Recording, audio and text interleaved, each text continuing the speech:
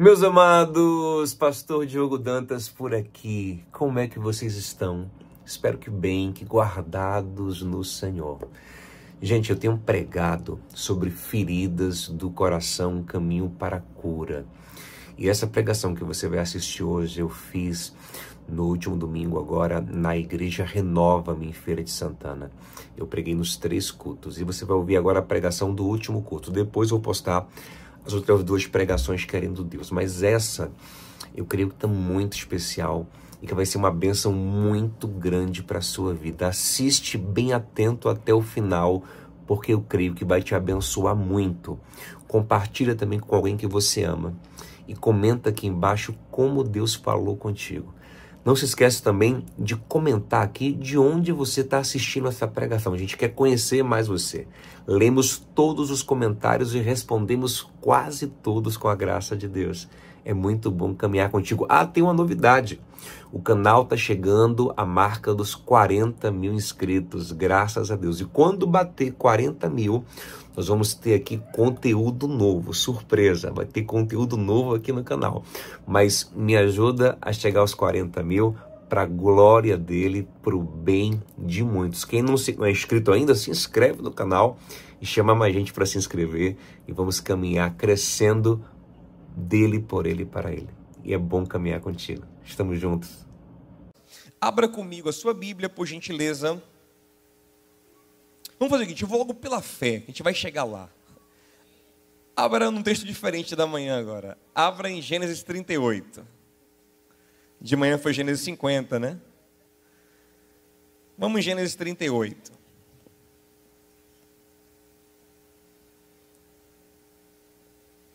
A parte de Gênesis 50, com certeza eu não vou repetir, para a gente chegar aqui em Gênesis 38. Vamos aqui.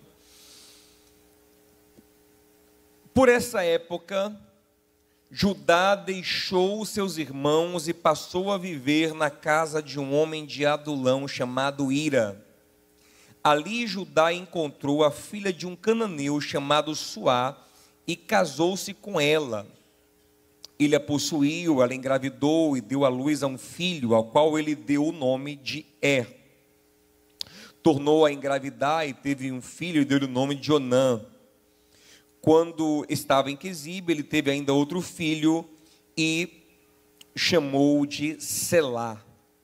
Judá escolheu uma mulher chamada Tamar para Er, seu filho mais velho. Mas o Senhor reprovou a conduta perversa de Er, filho mais velho de Judá, e por isso o matou. Meus irmãos, já estava aqui, já sabe de cor esse início aqui. No final do século XIX, fale o resto aí, Bia. Início do século XX, um psiquiatra judeu austríaco mudou o mundo da época com suas ideias. O nome dele é Sigmund Freud. A novidade que ele trouxe para o mundo foi que a mente humana não é um platô horizontal. Ela tem profundidade. E ele dividiu os níveis de profundidade da mente humana em consciente, esse lugar do raciocínio imediato, da memória imediata, pré-consciente, alguns chamam de subconsciente, um lugar que o acesso é um pouco mais difícil, e inconsciente, que seria o lugar mais profundo da alma humana. E segundo Freud, e eu concordo com isso, a maior parte da nossa mente é inconsciente, é misteriosa, nós não conhecemos. E o inconsciente vai a níveis profundíssimos e praticamente inacessíveis ao ser humano. Isso parecia uma novidade há 100 e poucos anos atrás, quando Freud falou. Mas só era novidade para quem não conhecia a palavra de Deus. Porque a palavra de Deus sempre disse que a mente tem profundidade. Jesus, no seu evangelho, deixou claro que a mente tem níveis de profundidade. Por exemplo, se você lê a parábola do semeador, que é a primeira parábola do Senhor, e não é a primeira à toa, é a primeira porque é uma parábola introdutória. É uma parábola onde ele vai explicar o funcionamento do coração humano, para que saibamos como funciona a recepção da palavra de Deus no coração humano. Observe que ele fala sobre níveis de profundidade. Ele fala que a primeira terra é uma terra dura, e a semente nem entra, ela fica extremamente superficial. E o Senhor explica que essa terra representa o coração de quem não entendeu a palavra. Se não entendeu, nem no consciente entrou. Então tem uma segunda terra, que é a terra pedregosa. Ele diz que essa pessoa entendeu a palavra e recebeu ela com alegria, mas a palavra não enraizou fundo, porque no meio da terra tem pedras que impedem o aprofundamento da raiz. Então fica ali no meio da terra, não chega fundo o suficiente. Mas tem uma terceira terra que não é dura, houve entendimento, entrou na consciência, não tem pedras, então você já aprofundou a semente. Só que lá no fundo tem outro tipo de planta plantada, uma planta espinhosa, uma erva daninha que concorre com a palavra de Deus. Observe que está falando sobre níveis de profundidade: extrema superfície, meio do coração e semente que chega no fundo do coração. E a quarta terra, que é uma terra ideal, ela não é dura, ela não tem pedra, e ela não tem plantas para concorrer com a palavra de Deus. Agora eu te pergunto, onde é que você encontra naturalmente uma terra que já está fofa para receber a semente, que não tem pedra para atrapalhar a semente, e que não tem outras plantas para concorrer? Em lugar nenhum você encontra uma terra assim. Terra assim é terra que alguém trabalhou nela. Coração nenhum está pronto para receber a palavra, a não ser que o Senhor trabalhe nele. Coração pronto é coração trabalhado. Diga a alguém assim: seu coração tem que ser trabalhado.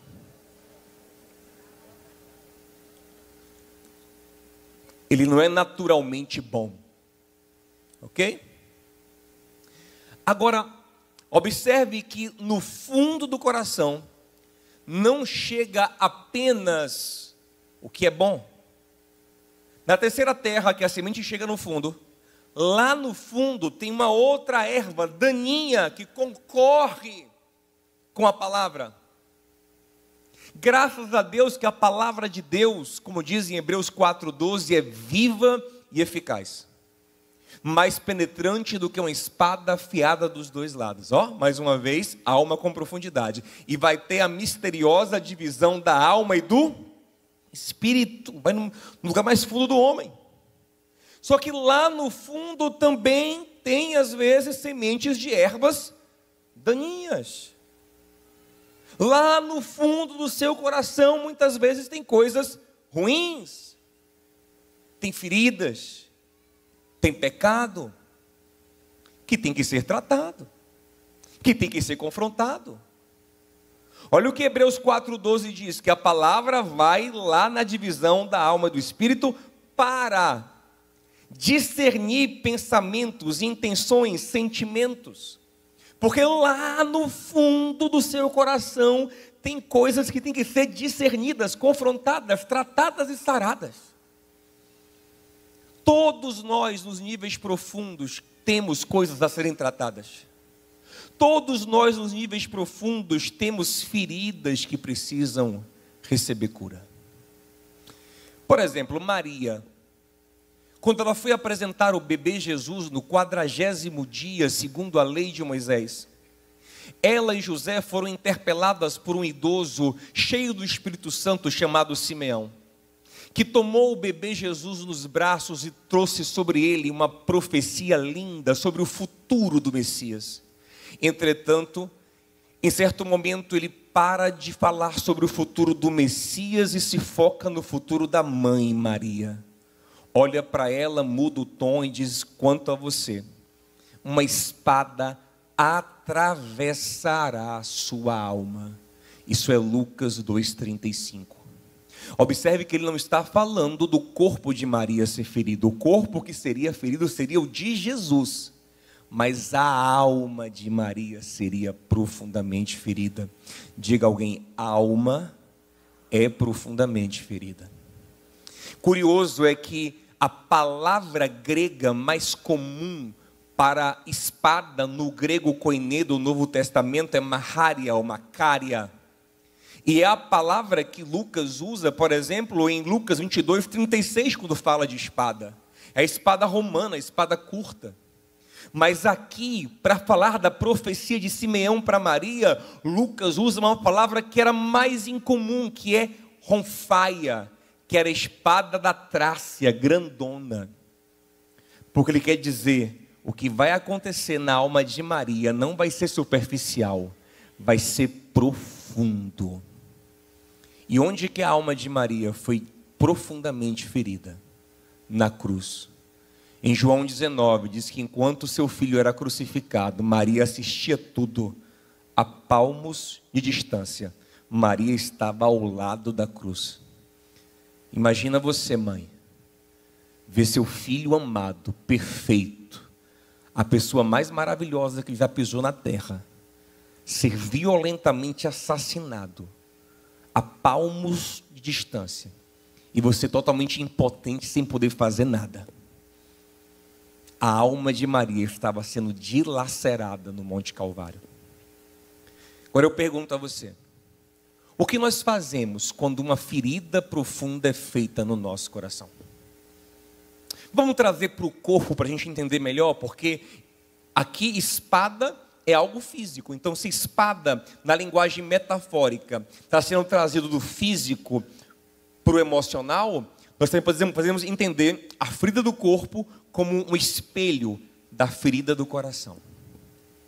No corpo, se você tem um machucadozinho, um arranhãozinho superficial, você não necessariamente tem que correr para um tratamento.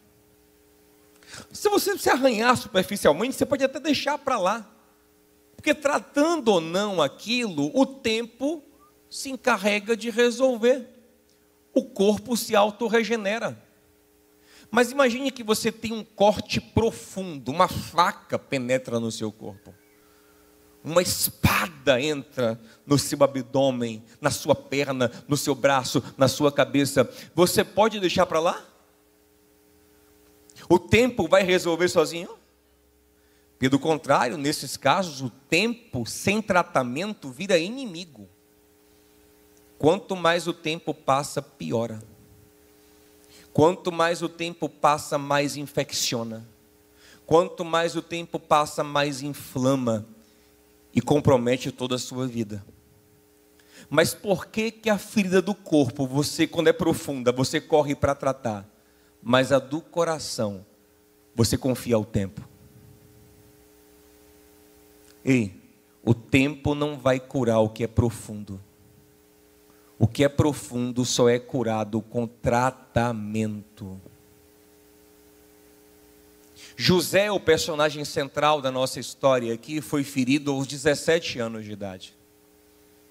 Só reencontrou os irmãos 22 anos depois, aos 39 anos de idade, quando ele já era um governador do Império Egípcio. O segundo homem mais poderoso do mundo conhecido da época. Será que agora próspero, com tanto sucesso, 22 anos depois, ele não está curado? Claro que não. O texto diz em Gênesis 45 que quando José se reconecta com os irmãos, ele chora tão alto, mas tão alto, que os berros do homem eram ouvidos na rua e até na casa do faraó. Aquele homem poderoso berrava feito um menino. Por quê? Porque o menino ferido permanecia dentro dele. Tempo não cura o que é profundo, o que cura é o tratamento. O pai dele viveu a mesma coisa. Jacó feriu profundamente Esaú, seu irmão. Jacó roubou a bênção de Esaú, enganando Esaú. Esaú ficou profundamente magoado e jurou matar Jacó. Jacó fugiu para a casa do seu tio Labão. Mais de 20 anos depois, Jacó, por ordem divina, vai voltar para a casa do pai. Mas ele lembra que quem está lá? Esaú. Aí Jacó faz o que muita gente faz com feridas emocionais profundas. Talvez o tempo tenha resolvido. Eu vou voltar lá, eu acho que tanto em mim quanto nele, o tempo pode ter curado. Ele cogita isso. Só que ele é esperto, ele não dá as caras logo, ele vai sondar. Aí ele manda mensageiros para sondarem seu irmão. Os mensageiros vão até Esaú e voltam a Jacó com a seguinte notícia: seu Jacó, falamos com o irmão do senhor. Ele está tão animado para lhe reencontrar que não vai nem te esperar. Ele está vindo no caminho aí. Mas não vem sozinho não. Ele vem com 400 homens. Você entendeu? Jacó mais ainda. 400 homens naquele contexto era um exército poderoso. Para você ter ideia, o avô deles, Abraão, enfrentou 4 reis em Gênesis 14, só com 318 homens. Esaú vinha com 400 reencontrar Jacó. Esaú vinha para acabar com a raça de Jacó. Jacó ficou desesperado e partiu para pedir a misericórdia de Deus. E sabe como Deus fez? Deus tratou com ele. Depois Deus tratou com ele e ele se retratou com o irmão, então a cura veio.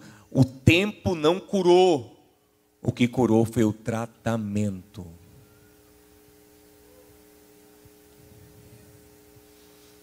Tem muita coisa que fica guardada, inflamada em você. Você não sabe nem de onde vem, mas é lá, essa ferida antiga, mal resolvida, que gera angústia sem fim, tristezas esquisitas, ansiedades contínuas, desânimo, que te trava, te bloqueia. Porque você está confiando no tempo.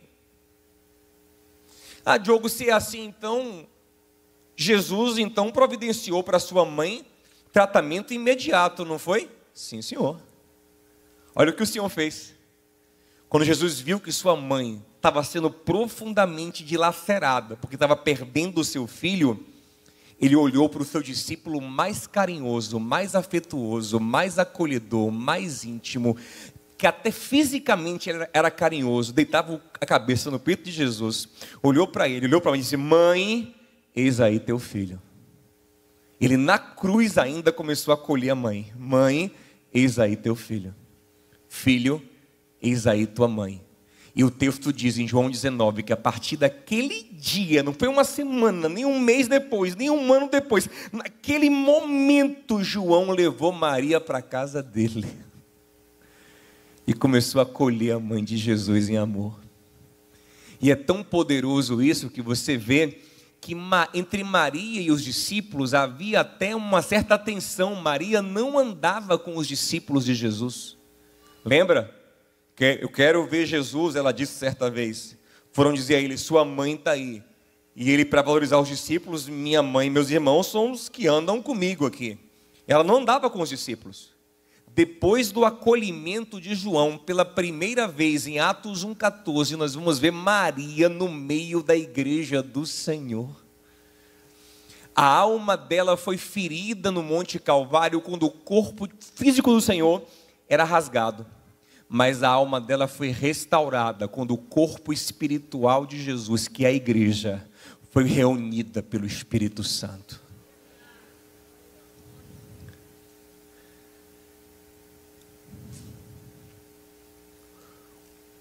A cura é um tratamento, é um reencontro, são conversas difíceis, é um acolhimento, é um abrir de coração, é uma reconexão. Alguém pode falar: não, tá bom, o tempo não cura, tem que tratar. Sim, e quanto mais rápido melhor. Observe que Maria começou a ser tratada imediatamente. Quanto mais o tempo passa sem tratar o que é profundo, pior fica.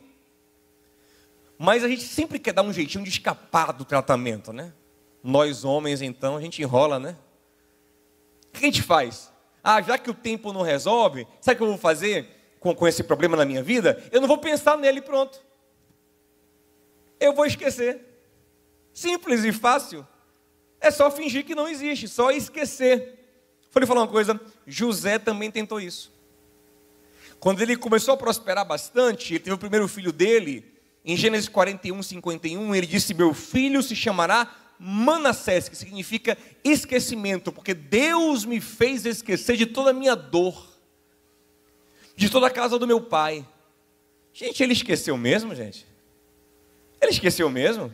Esqueceu o quê? Quando viu os irmãos, berrou feito criança.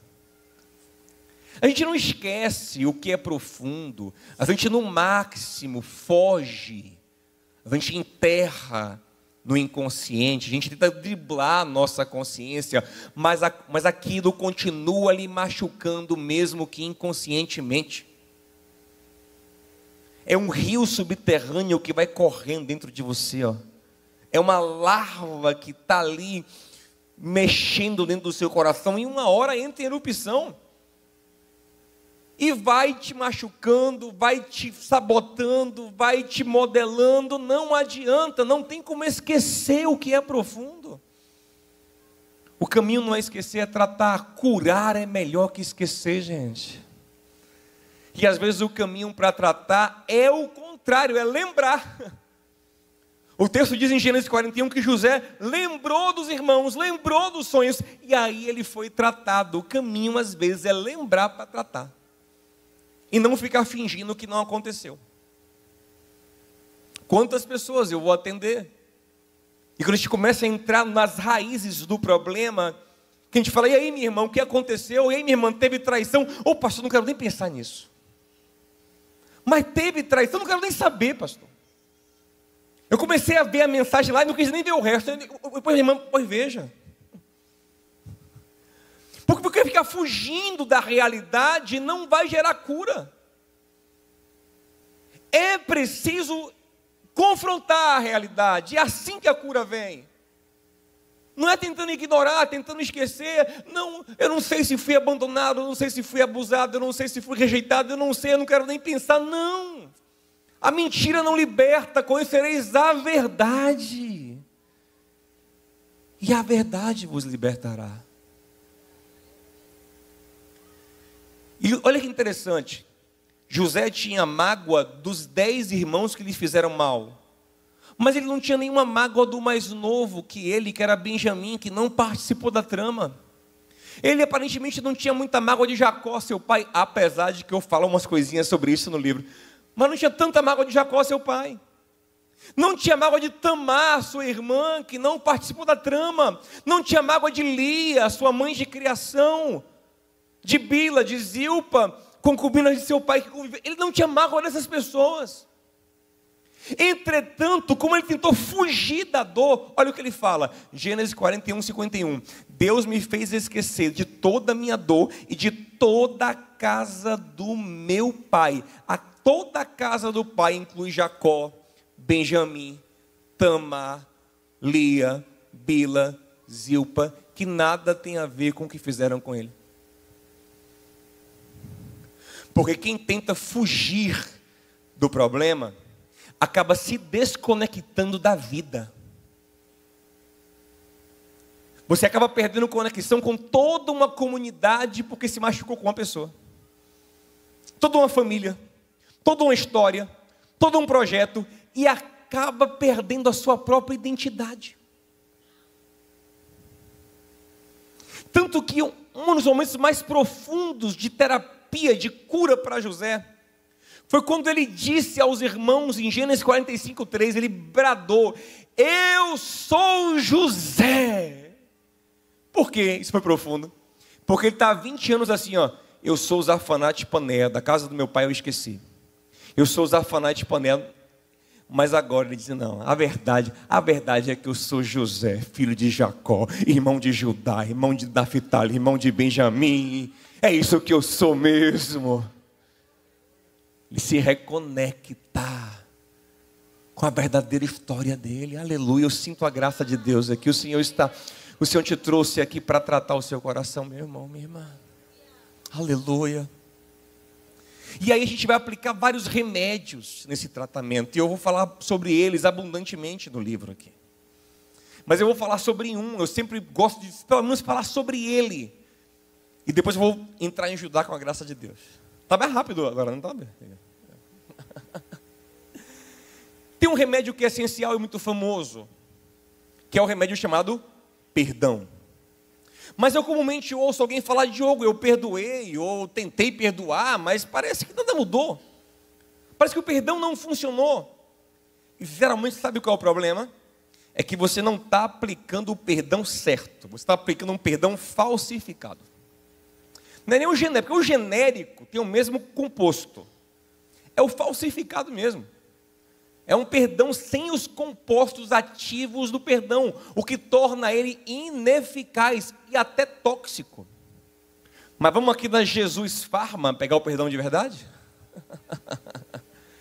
Porque o Senhor ensinou o que é perdão em Mateus capítulo 18. É uma parábola linda sobre perdão. A parábola do credor incompassivo. A gente tem que desconstruir a ideia de que perdoar é esquecer. Ah, eu perdoei, eu esqueço. Isso se chama amnésia.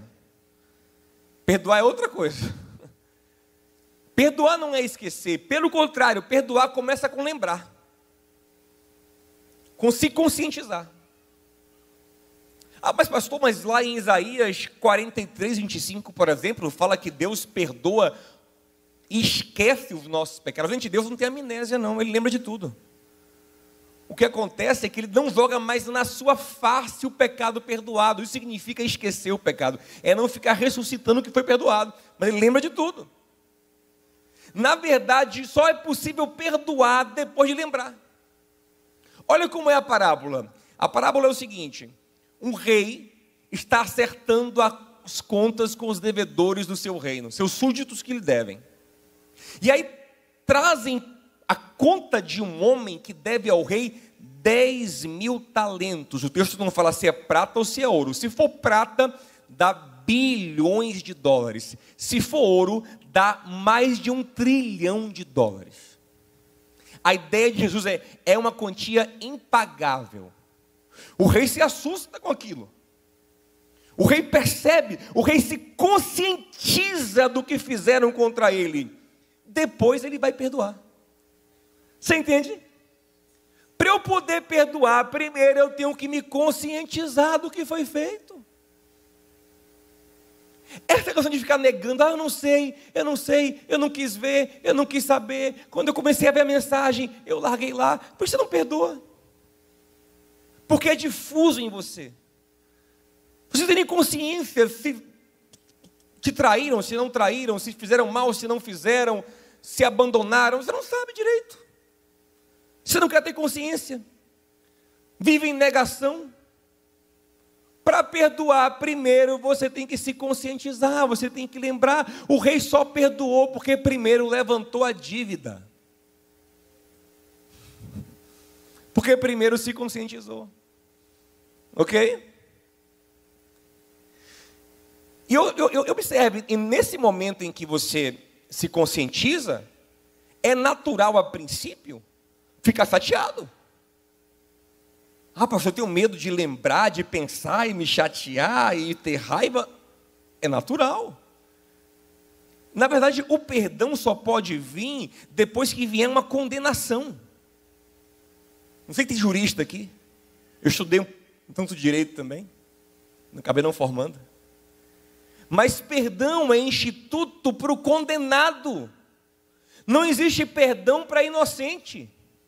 Inocente é absolvido. Só é perdoado quem foi condenado, declarado culpado. Então, antes de perdoar, você precisa condenar no seu coração.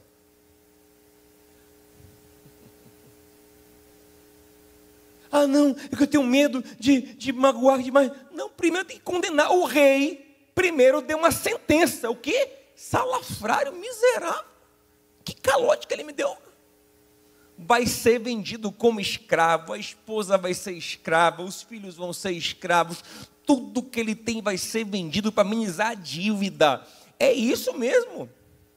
Meu irmão, quem foi machucado, quem foi ferido, quem foi abandonado, quem foi traído, quem recebeu o mal, tem que condenar primeiro o mal. É normal a princípio se chatear, ter raiva. botar para fora e falar: você é um salafrário.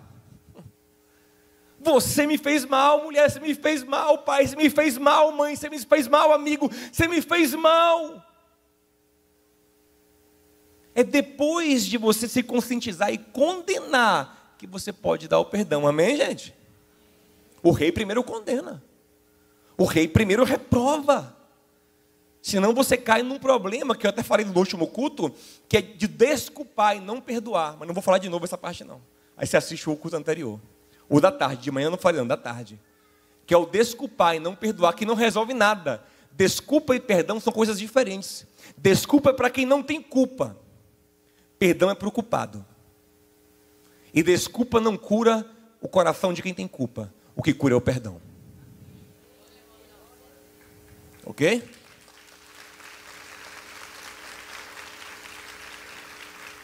Mas eu explico mais no livro e falei também no culto anterior, tá bom, meus amados? Então, tem que lembrar, tem que condenar. É natural primeiro se irar. Mas aí vem a evolução do perdão. E aí tem um problemaço que a gente às vezes fala, e às vezes até bem intencionado a quem fale isso. Você já ouviu alguém falar assim: rapaz, mulher, homem, perdoe, não por aquele infeliz, miserável, que ele se exploda, mas por você, pelo seu coração. Para você ficar bem, para você ficar aliviado, libere, que ele morra. Mas para você ficar bem, gente, isso não é perdão. Deixa eu falar, esse é o perdão mais falsificado que existe. Esse perdão não tem o principal composto ativo de um perdão verdadeiro, que é compaixão. Perdão, ele só é gerado com compaixão. Olha como é o perdão. O rei condenou. O rei disse: esse cara vai ser vendido como escravo, a mulher vai ser escrava, os filhos vão ser escravos, tudo que ele tem vai ser vendido. Aí o cara entrou em desespero.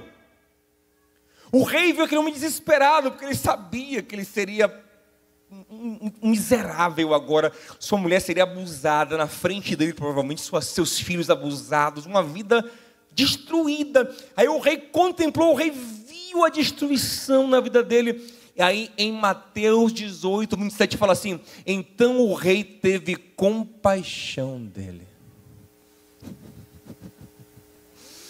Sabe o que é compaixão? É olhar para a dor do outro e ter pena, e se importar com a dor dele.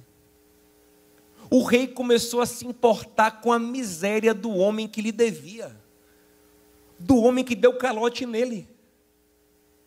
E na Bíblia, no Novo Testamento, na linguagem de Jesus, dívida é ofensa, o homem que lhe ofendeu. O rei começa a se importar mais com a miséria dele do que com a dívida. O rei começa a falar assim: oh, coitado desse miserável, me fez mal, mas tadinho. Perdão é isso. Perdão é olhar para quem te ofendeu, quem te fez o mal, e ter pena dele, e se importar com a dor dele, e ver a miséria da vida dele, e saber que você provou um ou mais frutos do mal dele, mas ele carrega a raiz do mal dentro dele. Ele prova todos os dias da maldade dele. Porque quem vive fazendo mal, ou quem faz o mal e não se arrepende, carrega o mal dentro de si. Você vê o miserável, você tem pena dele. Perdão é isso. O que aquele rei ganha, gente? Liberando uma dívida de bilhões ou de trilhão de dólares. Ah, eu vou perder aqui bilhões para me sentir bem. Não é para sentir bem, não. É porque ele teve compaixão do homem. Quem é o maior perdoador do universo, gente? Deus. Você acha que Deus perdoa para se sentir bem? E está lá com o coração pesado, e Gabriel fala assim: ô Altíssimo, não fica com o teu coração assim pesado não, Senhor. Libere esses miseráveis. que eles vão para o inferno, Senhor. Mas o teu coração não pode ficar assim, Senhor. Não, gente. Deus não perdoa para se sentir bem. Salmo 103, versículo 8 diz que Ele perdoa porque é cheio de compaixão e misericórdia. Paulo diz em Efésios 4:32, perdoai-vos uns aos outros com o coração cheio de compaixão e misericórdia, assim como Cristo vos perdoou. Uma vez eu estava aconselhando uma mulher que guardava muita mágoa de um homem, que ela julgava que não havia sido punido suficientemente pelos males que fez a ela e outras pessoas. Aí eu comecei a conversar com ela e a mostrar para ela uma outra visão. Será que ele... não, mas é porque ele tem a consciência cauterizada. Pior, porque se ele tivesse consciência sensível, estava até melhor. Se ele tem consciência insensível, ele está em Romanos capítulo 1, entregue ao próprio coração perverso, indo de mal a pior, se destruindo, indo para o inferno. E comecei a mostrar para ela os frutos da vida daquele homem, como ele sabotava todas as relações dele, como ele destruía tudo por causa da maldade. Aí eu percebi que no meio da conversa, o olhinho dela foi amolecendo, e ela falou, coitado. Eu disse, agora vai nascer o perdão. Começou a ter pena do ofensor, começou a ter compaixão, agora pode nascer o perdão, não deu outra. A conversa foi avançando e ela finalmente, mais de quase 30 anos com a mágoa, perdoou o seu ofensor e ficou livre em nome de Jesus. E aplaudiu o Senhor?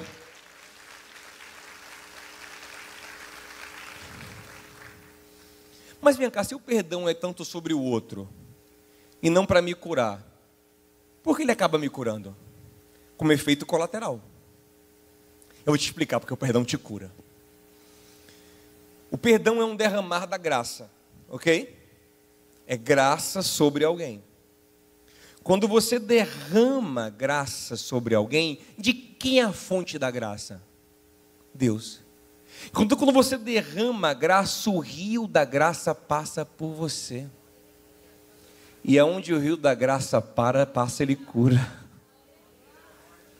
A única parte do Pai Nosso que Jesus reforça quando acaba de ensinar o Pai Nosso em Mateus 6 é isso. Ele fala, olha, porque o Pai Nosso é assim, né? Perdoe as nossas ofensas como nós perdoamos os nossos ofensores. Hoje eu não falei nem de tarde nem de manhã.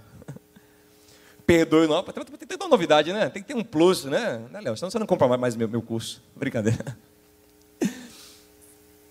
Perdoe nossos ofensores como nós, nos perdoe como nós, me dê porque eu estou dando, Senhor. Me dê graça porque eu estou dando. Derrame graça porque eu estou derramando. A única parte do Pai Nosso que ele reforça quando termina a oração, porque teu é o reino e o poder e a glória para sempre, amém. Aí ele reforça, porque se vocês não perdoarem os vossos irmãos, vosso Pai Celestial não vos perdoará. Significa isso que Deus ele trava o perdão para você? Não, é você quem trava a torneira da graça. E Deus não pode derramar graça em quem não flui graça. Você não pode se afogar em graça, você tem que fluir na graça. Quando ele termina a parábola do credor incompassível, ele fala isso. Se vocês não perdoarem de coração os vossos irmãos, assim será com vocês. Vosso Pai não vos perdoará. Você entende? Então o que é que acontece? Por exemplo, Jó. Jó estava sofrendo muito. Estava reclamando pelas suas dores. Quem sou eu para falar de Jó? Nunca passei pelo que ele passou, graças a Deus. E ele estava ali sofrendo muito. Aí chegam uns amigos que começam a acusá-lo, a feri-lo, a machucá-lo, a ofendê-lo. E ele fica magoado com aqueles amigos. Os amigos vão embora, se achando. E Jó fica ali, revoltado, amargo. Aí Deus vem falar com Jó. Aí Deus mostra para Jó que ele não era tão fofinho quanto ele pensava. Tão santo quanto ele pensava. E eu oro para que Deus te mostre que você não é tão santo como você pensa. Tão merecedor do bem como você pensa. Binho, não é não. Vou falar, só teve uma vez que coisas ruins aconteceram com uma pessoa boa. Foi a 2020, são 4 anos a mais no nascimento dele, 2029 anos atrás, no monte chamado Calvário, na área externa da antiga Jerusalém, foi a única vez que uma coisa ruim aconteceu com pessoa boa. Deus começa a mostrar a Jó que ele não era tão bom como ele pensava. E quando ele vê a verdade, quando ele tem a revelação da santidade de Deus, e ele vê que ele é pecador, ele diz: eu me arrependo no pó e na cinza. É lindo, Jó 42. Eu me arrependo. Aí ele recebeu graça, recebeu perdão. Aí Deus, para completar só que ele não foi curado ainda, está doente ainda, está na miséria ainda, e ferido, mas recebeu perdão, se arrependeu, recebeu perdão. Mas a obra não está completa ainda da cura dele. A cura dele só vem quando ele perdoar. Aí Deus, para completar a obra, vai nos amigos dele. E gente, pense comigo, Jó era o mais rico do Oriente, o que corresponde ao Oriente Médio hoje. O mais rico do Oriente Médio hoje deve ser um sheik árabe bilionário. Jó hoje seria um bilionário. Para ser amigo íntimo de um bilionário, geralmente, você tem que ser no mínimo milionário. Então aqueles caras deviam ser milionários, saudáveis. Deus os interpela e fala: vou pegar os 3. Senhor, nem venham orar. Se quiserem perdão, vão a Jó, porque Jó vai interceder por vocês. Agora, que lindo, né? 3 milionários indo pedir oração a um pobre, arruinado, porque a lógica de Deus é diferente. Aí quando eles vão pedir oração a Jó, Jó já está quebrado, já está arrependido, já recebeu a graça. Jó começa a interceder por homens, sendo pobre, por homens ricos, que lhe ofenderam, que lhe machucaram. Homens saudáveis, enquanto ele está doente. E não foi uma oraçãozinha rápida, não. Foram 14 sacrifícios. Isso leva horas. Horas ali, doente, intercedendo. Mas interessante, que o que Deus não fez na vida de Jó, durante todo o tempo em que ele reclamou, amargurado, Deus fez no breve, relativamente, momento em que ele perdoava os amigos. E Jó 42:10 diz que enquanto Jó orava pelos seus amigos, Deus restaurava o próprio Jó. Quando você vira um instrumento da graça de Deus, a graça que você derrama primeiro te cura. Mas alguém fala: mas pastor, eu não tenho força. Não adianta quando eu vejo um miserável. Eu chego a estremecer, eu lhe entendo. Eu super lhe entendo. Eu carrego também as minhas feridas. Deixa eu te falar uma coisa, antes da gente ir para essa parte final aqui. Eu estou vendo que eu não vou chegar em Judá, meu Deus. É até que horas o culto? Amém. É Paulo pregando. Daqui a pouco alguém cai morto, eu não tenho um ressuscito não. Mas até que horas esse? Até 8h30, né, pastor? 8h30, pronto. Vamos lá. Quem me dá mais 5 minutos? 5, 10, 15, 20, pronto, já tá bom. Brincadeira. É só 5 mesmo. Para não me perder, olha o TDAH me batendo forte aqui. Tá falando o que mesmo? Assim, antes, pastor, senão eu estou à vontade, viu? Lá na igreja eu sou assim, sou brincalhão, estou ficando à vontade aqui, estou me sentindo em casa. Antes da gente evoluir aqui, para te mostrar, para te dar o fundamento do perdão, deixa eu te falar uma coisa. Não crie expectativa de que você vai superar suas feridas e daqui para frente vai viver como se nada tivesse acontecido. A gente sonha com isso. Eu quero viver como se isso nunca tivesse acontecido. Não, esqueça isso. Pode tirar o cavalinho da chuva. Você para sempre vai ser alguém que sofreu o que sofreu. Mas o projeto de Deus não é que você carregue mais isso como uma chaga aberta, mas como uma ferida tratada. A cicatriz que testemunhe da graça de Deus na sua vida. Quando Jesus ressuscitou, o corpo glorificado dele tinha as marcas da cruz. Tanto que Tomé disse, não é possível, não é ele não. Não é possível que esse homem foi crucificado. Não é ele não. Esse não é o crucificado. Aí o Senhor falou, não sou? Vem cá, Tomé. Vem cá, bota o dedo aqui. Olha aqui. Deus, para glorificar o nome dele, tem que deixar as marcas na nossa vida, para que as pessoas saibam pelo que nós passamos. Se eu lhe contar o que eu passei, você não acredita. Fala, não, esse menino não passou, esse menino Mauricinho, assim, tudo. Ele não passou por isso, não. Aí eu digo, vem cá, vem, bota o dedo aqui para você ver. Esqueça, você sempre vai ser a pessoa que passou pelas dores que passou, mas agora isso vai virar uma cicatriz curada para testemunhar da graça de Deus na sua vida. Em nome de Jesus.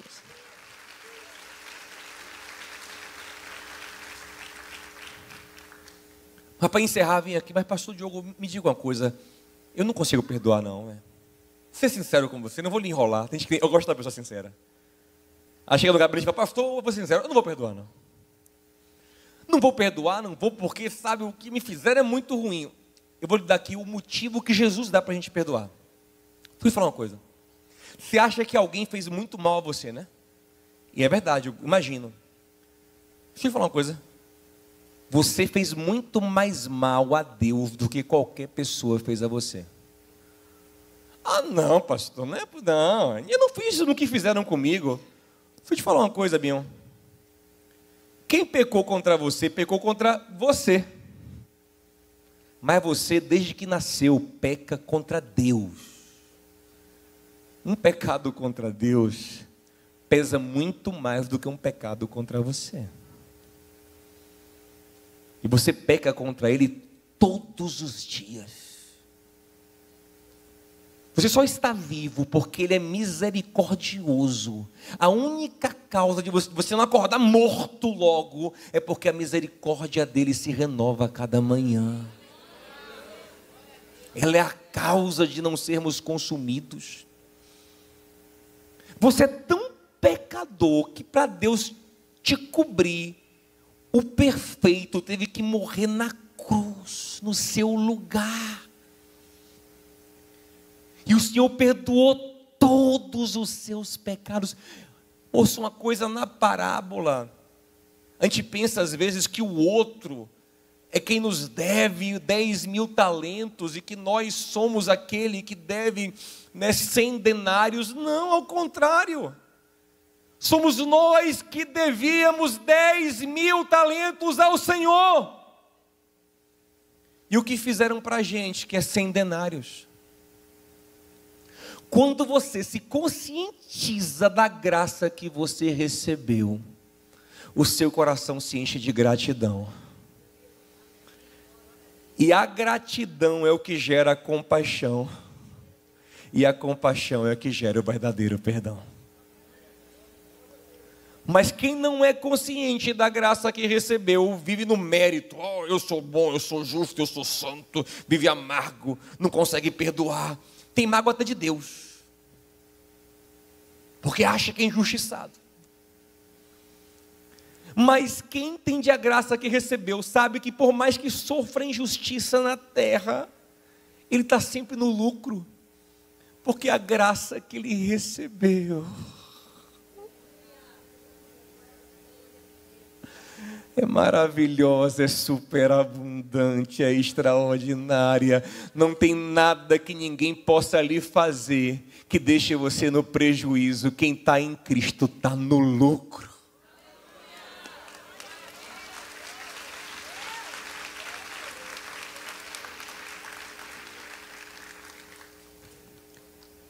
Quando você morrer, Binho, você vai para o céu. Você sabe o que é isso, irmão?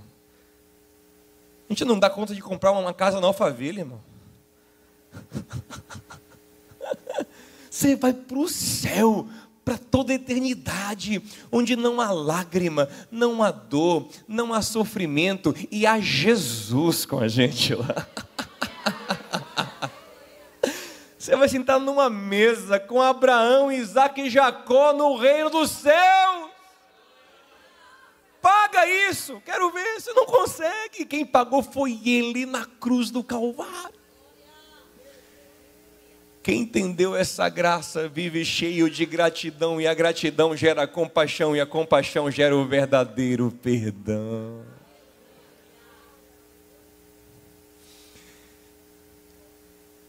Vamos juntar rapidinho? Bem rápido. Voltando um pouquinho na história. O texto fala que logo depois que José foi vendido, isso termina no final do capítulo 37, aí começa o 38, que é o mesmo texto. Quem dividiu a Bíblia em capítulos foram editores posteriores, mas o texto é corrido no original. Venderam José, aí começa o 38, então Judá foi embora. Culpado, pesado, consciência pesada, foi embora. Fugiu, não aguentou ver o pai destruído, não aguentou ver aquele clima em casa e fugiu. E é o que muitos de nós fazemos. Em vez de tratar as coisas, de falar a verdade, de rasgar o coração, de pedir perdão, a gente não aguenta o ambiente da ferida e a gente foge. E o fugitivo vira um autossabotador, preste atenção nisso. Ele começa a se punir. Olha o que Judá fez, gente. Judá fez a coisa que os pais dele mais evitavam. Abraão fez de tudo para Isaac não casar com a cananeia. Jacó, por mais enrolado que fosse, não quis casar com cananeia. Era a tradição deles não casarem com cananeus. Judá, na primeira cananeia que ele encontrou, ele casou. Teve uma vida miserável no meio dos cananeus. Era tão ímpia a família dele. Pra você ter uma noção. O negócio é tão feio, Gênesis 38, que minha filha tem 12 anos, né, ela lê a Bíblia. Aí chega nessa parte e fala: Maria, melhor você pular essa parte aqui. Porque para menores é ruim essa parte aqui. É tão feio o negócio. Os meninos deles são tão ímpios que Deus mata os 2 primeiros meninos dele. Você vê que ele e os irmãos que fizeram mal a José, Deus nem matou. Mas eram tão ímpios os filhos dele, Deus mata os 2. É tão ruim a casa dele que a nora dele se fantasia de prostituta e ele deita com a nora e engravida ela. É nesse nível. Como é que Judá, descendente de Abraão, se mete numa vida miserável dessa? Fuga gera autopunição, autossabotagem. Provérbios 28:1, o culpado fugirá até a morte. Fugirá sem que ninguém lhe persiga. Mas não adianta fugir, que aonde você for, seu coração vai junto.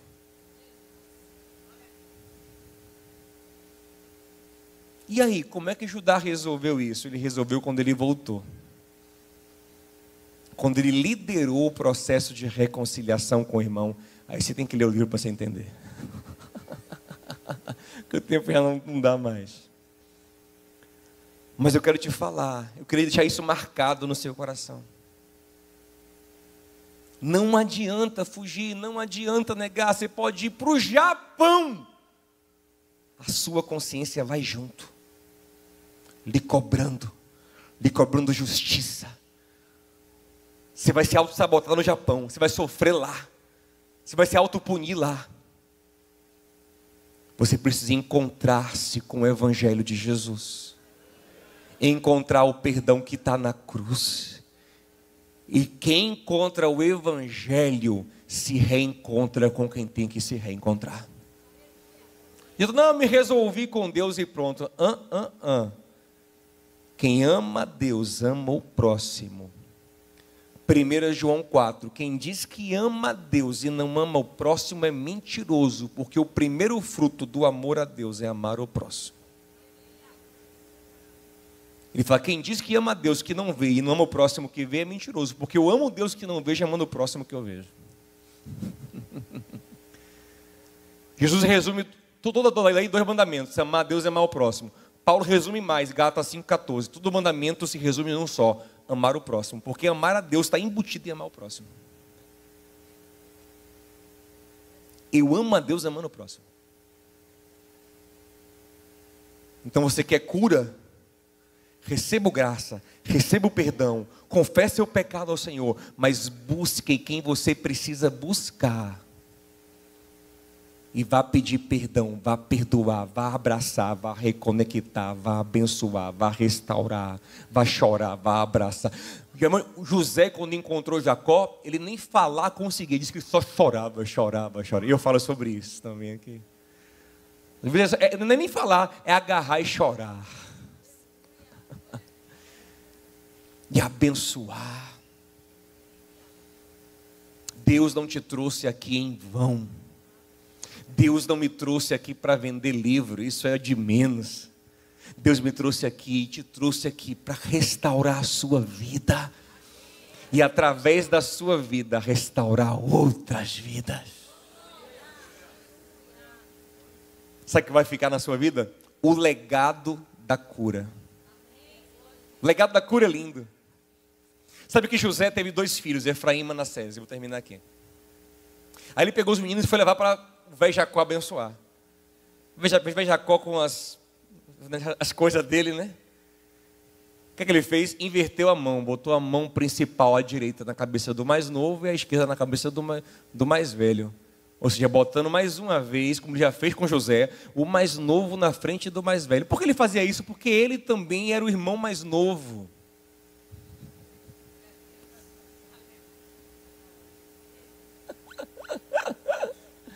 A gente reproduz.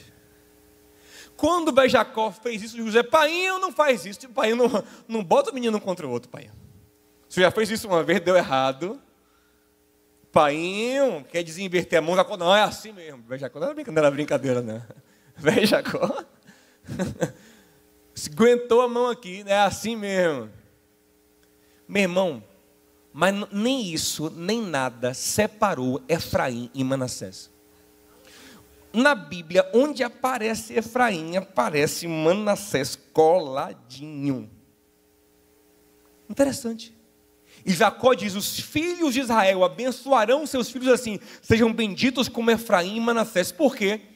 Porque eles viveram a maior das bênçãos. A bênção da unidade. A bênção do amor. Salmo 133, como bom e agradável é que os irmãos vivam em união. Ali o Senhor ordena a sua bênção e a vida para sempre. Não adianta você ter prosperidade, ter dinheiro, ter tudo, ter amargura e ódio.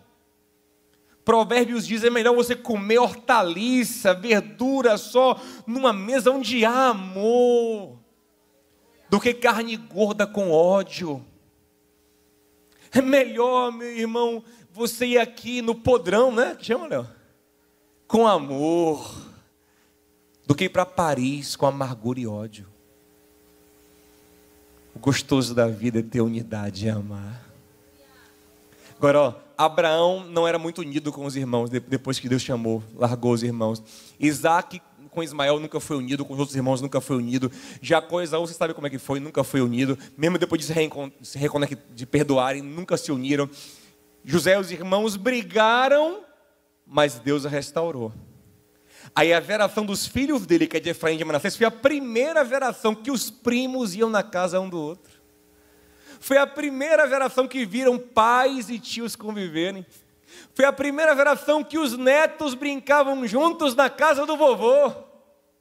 Que bênção!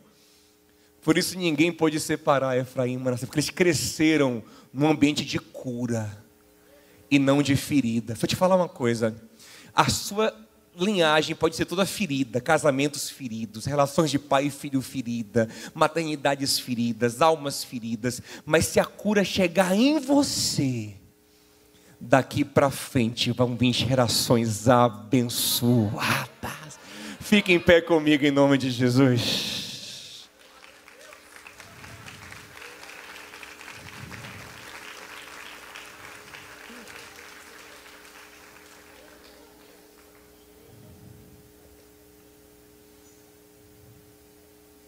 Eu quero fazer uma oração com você hoje. E a minha oração com você hoje é basicamente: Senhor, me dá coragem confiança em Ti para tratar. Me dá confiança em Ti para me humilhar, para confiar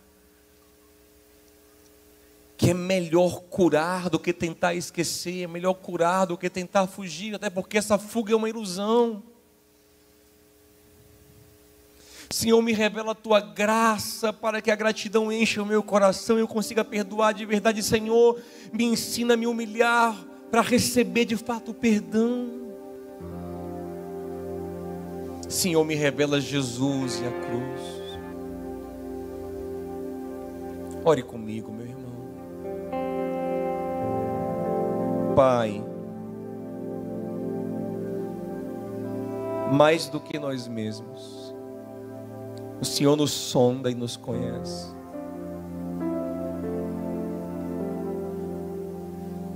Veja, Pai, se há em nós sementes que o Senhor não plantou, e vem tratar. Nos ajuda, Senhor, a entrar no processo necessário, a fazer o caminho de volta, o caminho de restauração, o caminho de arrependimento, o caminho de perdão. Nos revela a graça que nos alcançou na cruz e enche o nosso coração de gratidão. Meu Pai, nem tem livro aqui para todo mundo, mas tem Espírito para todos. Derrama o Teu Espírito, Senhor. Visita as profundezas do nosso coração. Revela o que tem que ser tratado, curado. Traz à memória o que tem que vir à memória, para que possamos nos arrepender, tratar, confessar, curar. Nos restaura, Senhor. Nos cura, nos perdoa. Oh, Senhor, vem nos ajudar nesse caminho de cura e de redenção, em nome de Jesus. Que nós possamos viver a cura e gerar Efraíns e Manassés. Que em nossa volta possa ter cura, que em nossa casa tenha cura, que nosso casamento seja curado, que a nossa família seja curada, que nós sejamos instrumentos de cura. Em nome, para a glória de Jesus.